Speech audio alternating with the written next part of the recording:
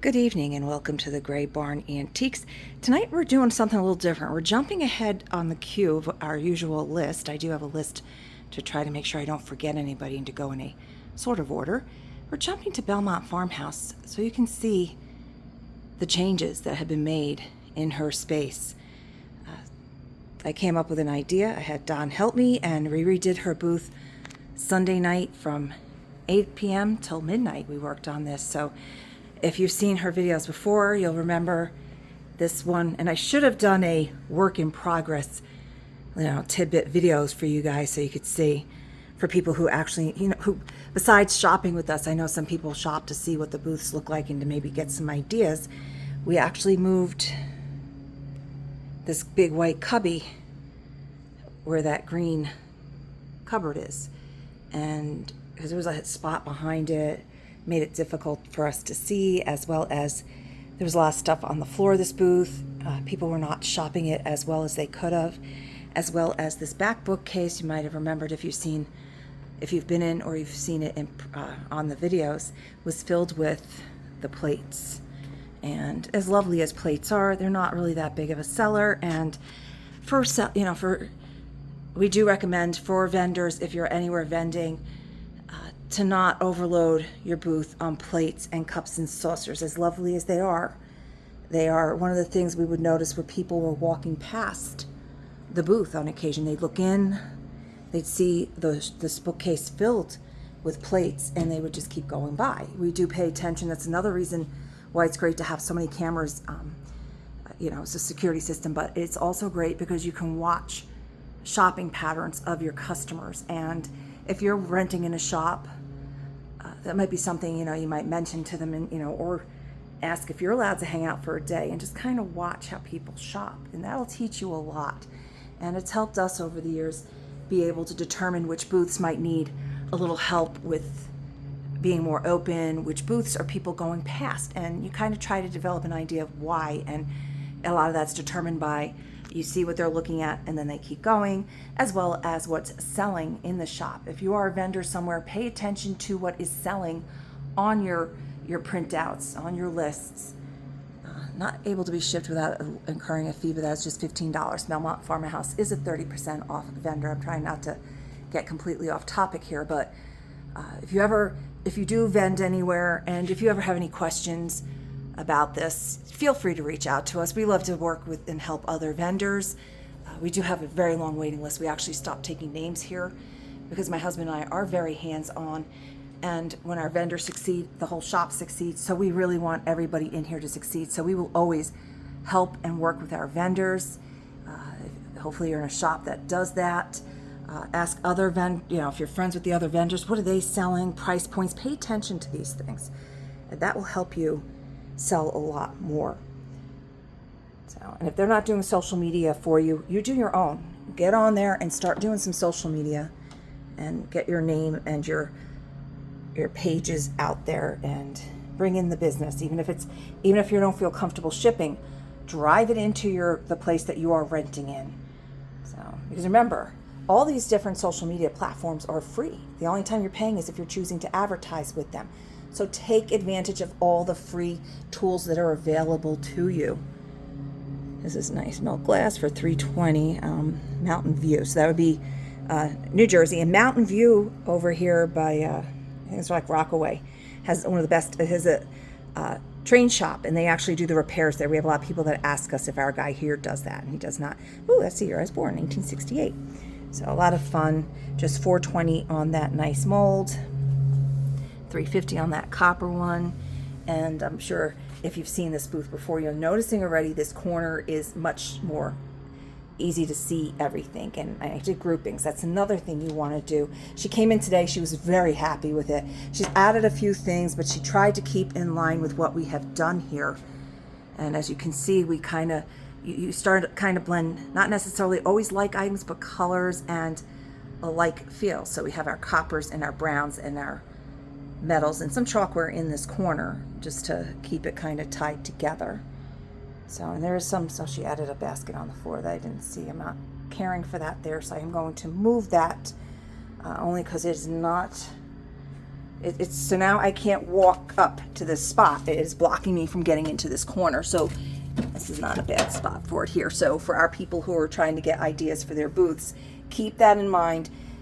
See how I do have a couple things on this floor, but I am able to step up into this corner and reach everything. So you do want to keep that in mind when you're doing your booth. Pay attention to what you're doing on the floor, that your customers can get where they need to get.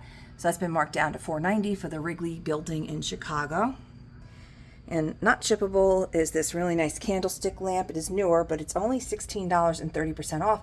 Our local pickup folks, you know, you're more than welcome to.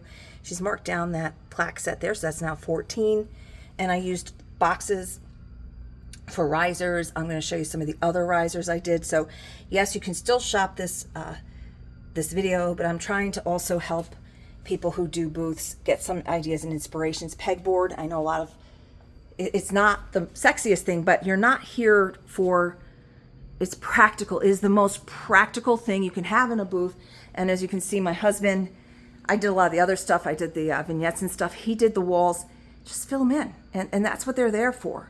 We actually let our vendors, we have the peg hooks are up front. They can use, and many of them buy them, drop, and add more. So peg hooks are awesome. You can do all kinds of things. And if you wanted to, you could cover it with paper or fabric and just put the holes through it. We don't allow painting of our pegboard only because it now restricts you to what comes in. And honestly, the darker color, these things pop just fine on there. We're here to sell. You still want to make nice little vignettes and groupings so people get ideas and get inspired. You know, you use your trays as your backgrounds, but you also want to sell. And pegboard is still the best way for us to display. Slat boards work great. You're very limited to where you can put and what you can put, and it's a little bit more money. And I do have my one person online, well, anybody. These are a great price. She's got three cookie cutters in this bag for $2.80. It looks like she's got a lot of those deals going on in here. So $3.50 on the 4 packs. She's got a nice green heart handled one here for $4.20. So we do have more cookie cutters. You know who you are, my cookie cutter lady. Oh, this is a good deal on the little Cupid's arrow here for $14. I don't think it has a hanger, but you see how you can use baskets and stuff to display it. That's actually a basket that is made to go into the pegboard. So how practical is that? Nice old tie rack holders. It's gonna be a little bit longer just because I kind of am doing more than just showing you the items. Like I said, she had all her plates and cups and saucers on here. And the shelf's not for sale, but you can see it's a beautiful minty green. It's a nice vintagey piece. So how perfect for your vintage pottery on top of there. And we do the colors. I made sure to put this white one here, even though everything here on the shelf is white, but I wanted this to pop a little bit more among those two items there. So again, if you do see any of the price tags in here and you're interested in the items, she's 30% off. I just ask that you do a timestamp or send me screenshots and which video you saw that in. Oh, that's a nice little vase. That just came in $8.40. Very pretty. So, and yes, cups and saucers do sell, but not in a volume enough to take up your whole booth, to take up this whole wonderful bookcase, which is not for sale. And so in mirror trays, you try to put, I mean, we have a lot of clear glass here. Ideally, I'd have a doily underneath those, but I don't think she really had a doily that would fit for that right now. These are great because we have a lot of customers that come in that like to pour their own candles. They make little paper flowers and stuff. And you can see she's marked that one down to $2.80. She came through because we redid her booth. She was able to see a lot of the things that she hadn't in the past. So she did redline some stuff. Punch bowls, not a big seller, but great, as you can see, for storing things in. This is a great fruit bowl at this point. It's a sell by itself. That is $14, so you can use it for a big chip bowl, anything else. They are usable. And then this here is, so you want people to open this. I could put something in it to keep it open, but she doesn't have a lot of space in this booth, so we'd really have to find a place for these things. So I put some stuff on it that's very lightweight, non-breakable, so if customers are really curious, they can come up here and they can open this box and get a peek and see what's in there. And you're not worrying about what is on top of it. So you don't put things that are going to be difficult to move, and for a customer to, they want to peek in there and see if in this case, the goldware is in there. So a lot of great things. This is fun. This is the wooden fruit is $8.40 for all those pieces. That's a good deal. And she has this nice galvanized newer cake stand. We have some stangles, some great old kitchen tools. And she had all these baskets like this filled with wonderful items. They were all over this floor and you couldn't move. These just came in. These are Lennox. They are $3 each, firm. She has one that has some crazing in it that's marked just $1. So those just came in. Nice big tureen. 40, so that'd be 28.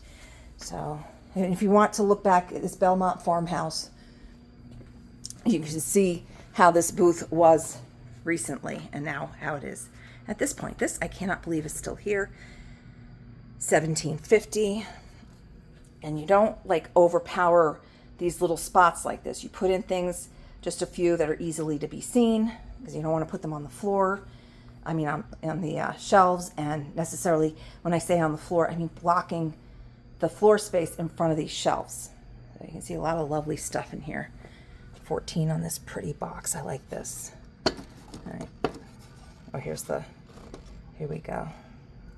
Ooh, and it's got the mirror in it. Nice box. So that's how it opens on this one. Has the little tabby. $8.40 on our butter dish. I had my husband, because we also cleaned and dusted the heck out of this booth as well. So we tried to keep this as small and animals and people, as you can see. So we kind of themed that one. Now the clear glass works fantastic on a glass shelf. And I think that shelf is actually for sale. It was at one point. I'm not seeing a tag hanging off of it right now. There it is. It is for sale. Sale. $14 on that. Yeah. And that's this little glass shelf here. 2 shelves and the nice little wire holders here. So, and mason plaque for 14. I didn't do these 2 corners. That lamp's not for sale, but my husband kind of straightened them up. One of the things we don't like to do, but sometimes it happens, is the stacking of plates. So you kind of try to stack like plates. So you have a couple ironstone platters and a little piece of restaurant on top, on top of it. But it's an easy to move and to look at without causing too much chaos and mayhem, which comes when you tend to stack the dishes. So, and we swept and we cleaned very thoroughly in here. That's a great price on that. Picture frame's just $8.40 on that. So, and he did this, and then you can see how nice that came out. And then things like this, she had this hanging on that door on the last video that I did, and you really don't want to detract from the piece of furniture. So I found that carpet beater, which it's not shippable, but it doesn't take away from the door, and it's still visible enough. And I was very particular with what I put on top of the cases here, on this case and the cabinet there. Larger items that are easily to get down by us or customer if they're tall enough. Of course, always ask for assistance in any shop you are in that has things higher up. They'd rather you come and get them than risk breakage. So in this one, we changed up a little bit the way she had the books originally, and I put all her linens and her crafty things, her buttons, that cord, blue cords down there, took the little baskets. Some of these were actually on the floor or just shoved like in the places that were just not practical for people to shop. So we made it a little bit easier for customers to shop and dig through.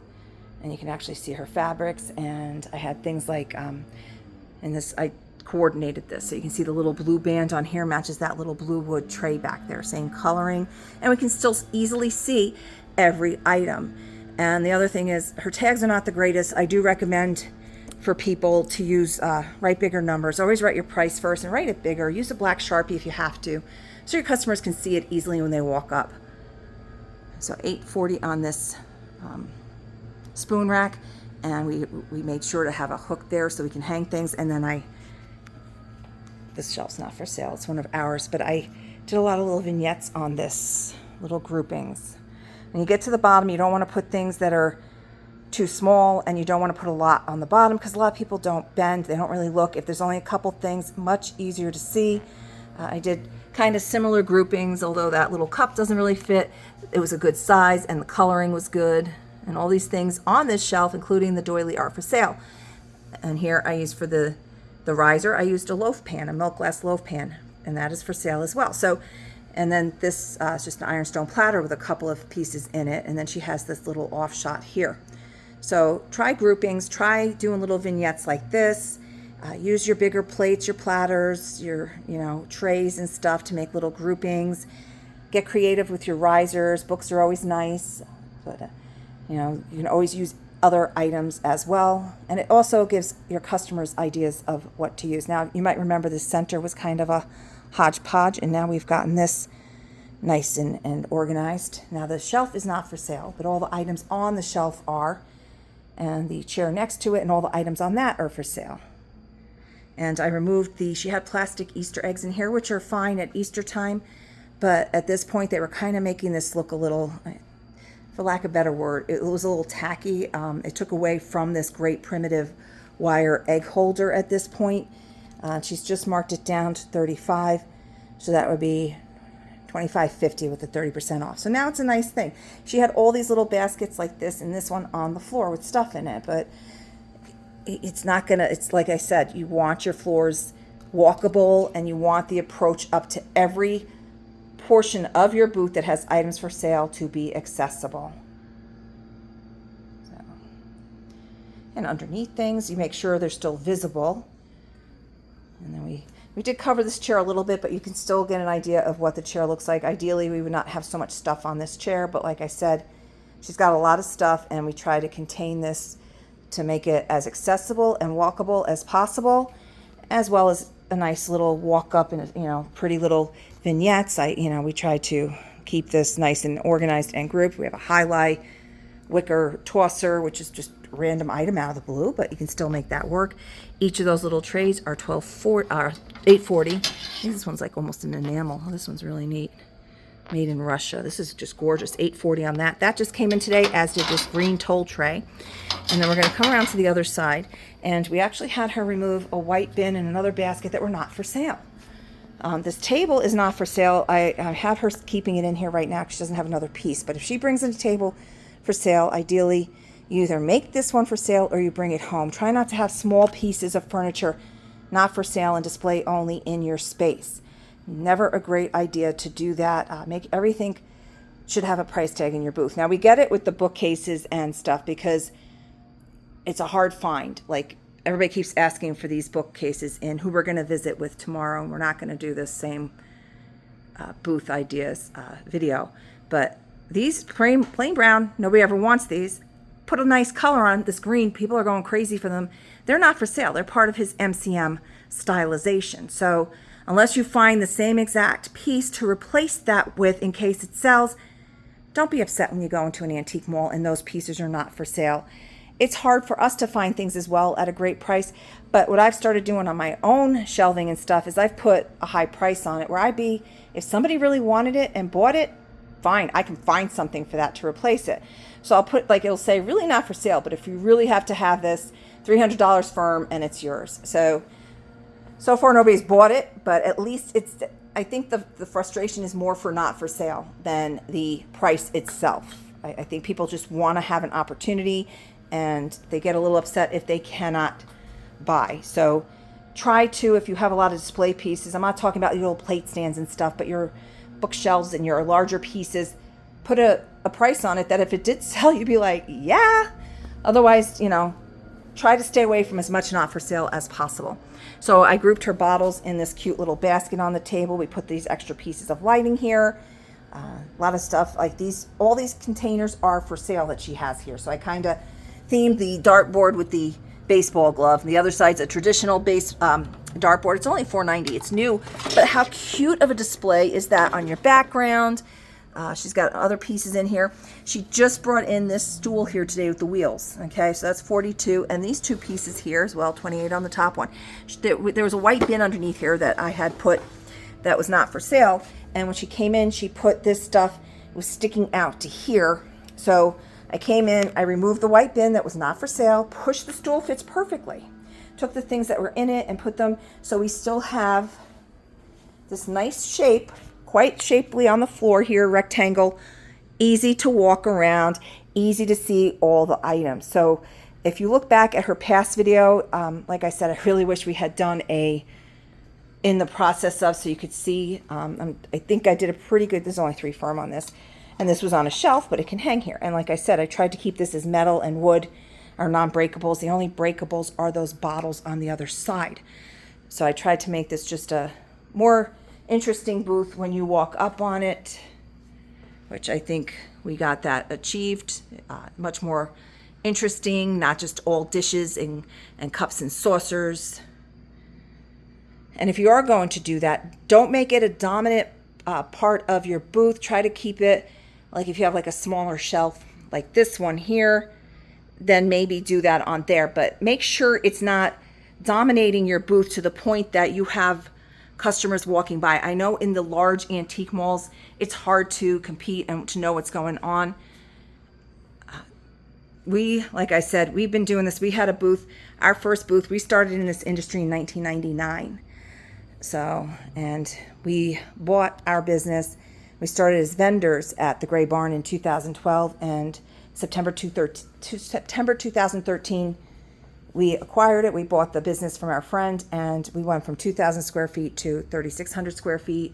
I'm not going to tell you numbers, but they increased dramatically as well. We learned to be more particular about our vendors that we brought in. It's not just about renting the space. I know in a super large antique mall, yeah, they got to do that. They're going for the rent. But in a smaller shop, it's still a pretty good size shop. But you want to have an eclectic mix. You want to make sure you're not bringing in the same vendor after vendor. I had somebody looking for these.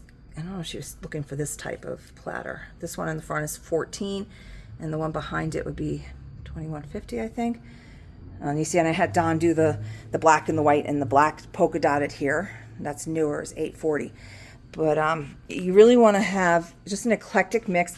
You do want to have your vendors that focus on one kind of look, but also to have an eclectic mix. So if you come in here, you kind of get the vibe of whose booth is whose by their taste, their style.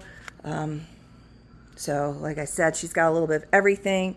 We went with the more industrial, heavier, the non-breakables in the center, and just kind of color coordinated and like items coordinated around. Don did a nice display with the wall. You try to, with your pictures, fill every space that you can. Minimize the white that's showing. Wall shelves are good. And I think, except for that shelf there, I think all her other little wall shelves are for sale. So this one I don't think is for sale, but the other ones all around it are, like this little corner shelf is. There's a nice white, oh no, that was the other. Oh, there's this, yeah, there it is. This one's for sale. This white chunky one, that is for sale. It's newer, but it's done to be made to look, it's not for sale now? It was for sale at one point. Yes, here it is. So $14 on that nice little shelf. This feels more like particle on the board on the top, but it's still a cute little shelf. So that's the other thing. Try to make all your small shelves available for sale, because we always have people looking for shelves like that. And as we mentioned, that glass shelf is for sale.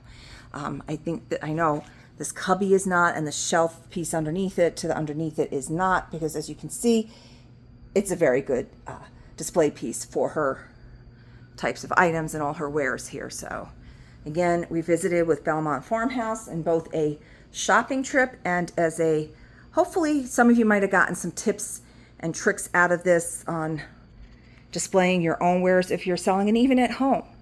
I'm hoping that we can help you decorate and get these pieces into your house so that they can be enjoyed for many years to come. As always, thank you for spending some time with us. If you have not done so already, please be sure to subscribe to our page so you get alerted right away to our new content. Thank you and have a wonderful night.